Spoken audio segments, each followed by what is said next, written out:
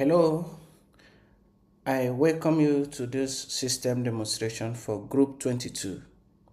My name is Justus Izuchukwu, and today I will be walking you through the complete e-commerce purchase prediction architecture.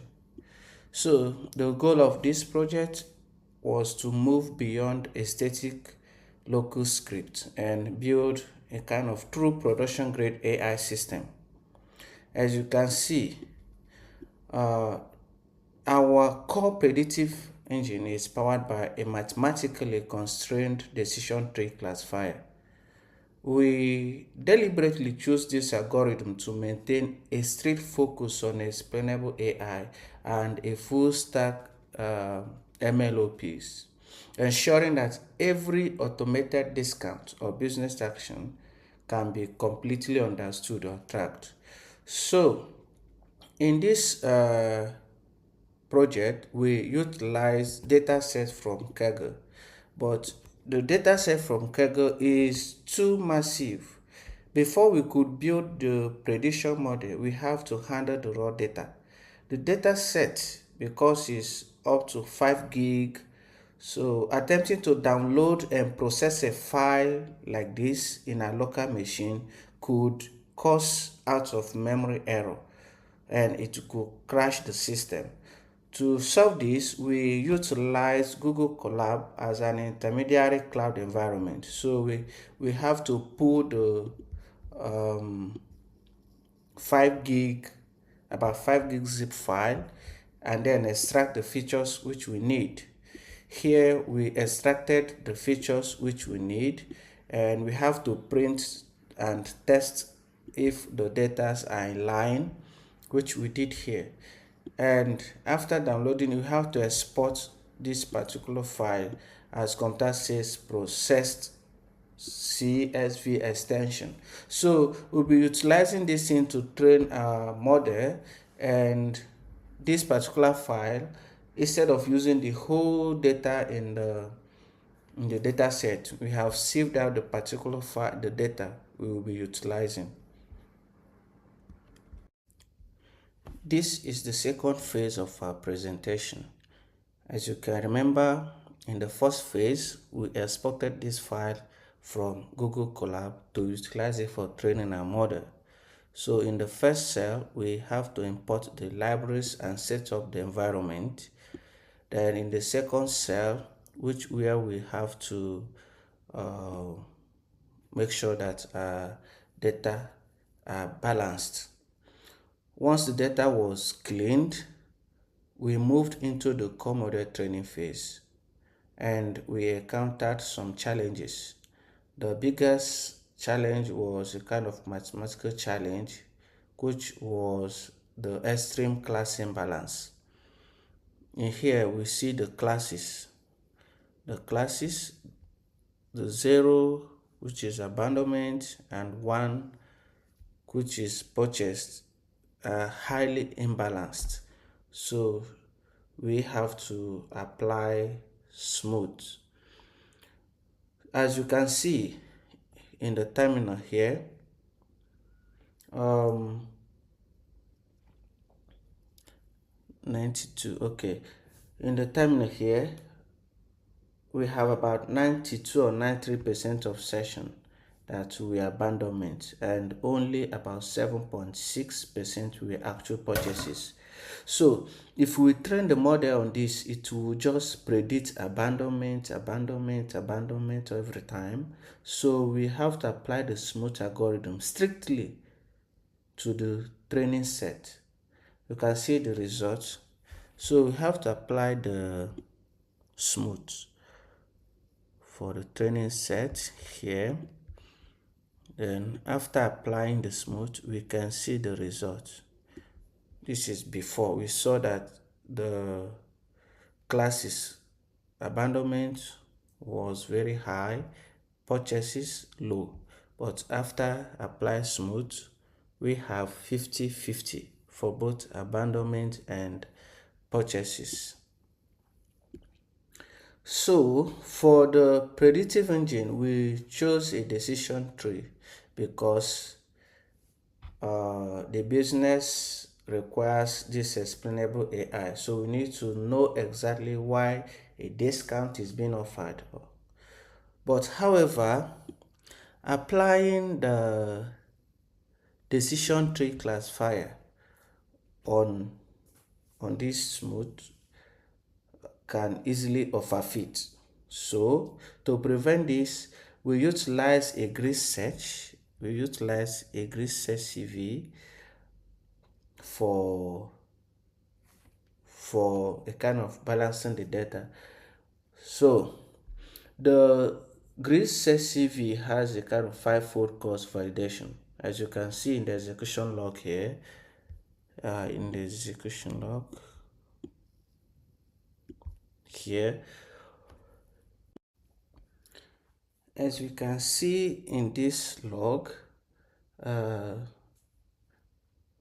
model was then evaluated against the strictly on C20% test set, and it achieved ROC AUC score of about 0.8360 and successfully capturing about 76% of all actual buyers.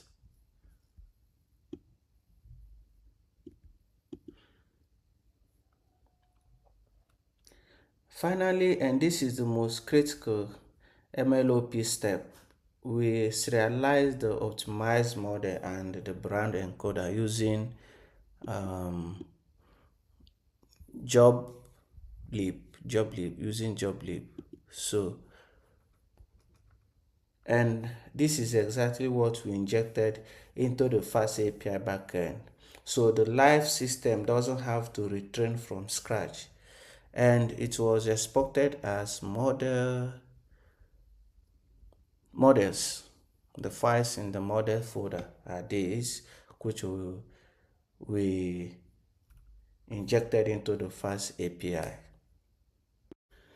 The third phase was a kind of pushing the backend to the cloud. So after the model was trained, the next critical step in this MLOP architecture was deploying the AI engine to the cloud. So these are the endpoints which we push to the cloud. So we pushed the FastAPI backend, which contains the decision tree model, the brand encoder, and the routing logic to the GitHub.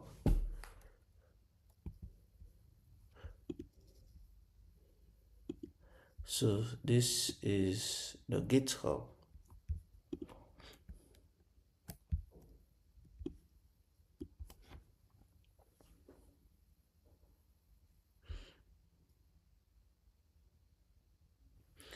So we push it to the GitHub and then connected the repository to render. We have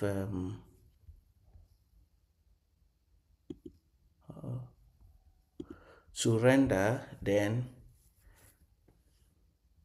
for continuous deployment. So as you can see here, the render successfully built the environment and then generated the URL. It successfully built it and generated the URL.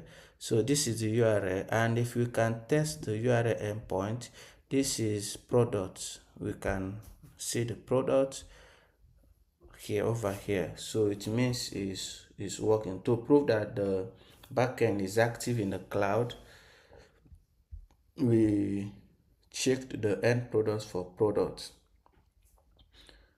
The API successfully returned the JSON payload containing the dynamic product catalog, including the Titan Rest gaming laptop,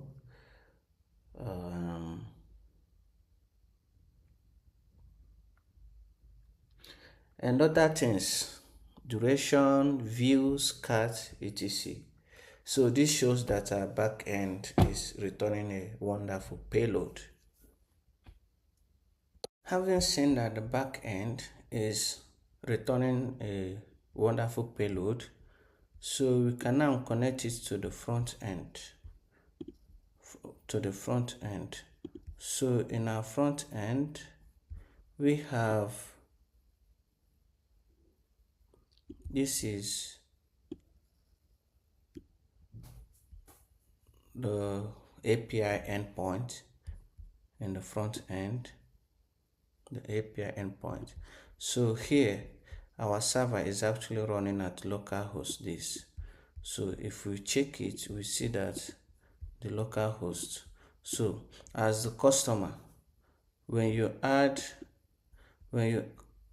click add to cart, it will trigger the AI. So the decision tree predicts a 78% probability of purchase. Let's check this. This one 70.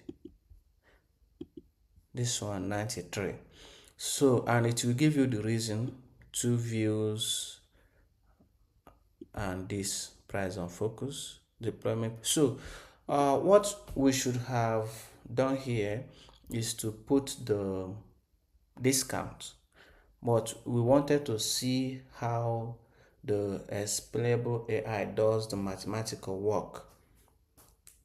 That's why we showed it here, but normally we should have coded the discount for the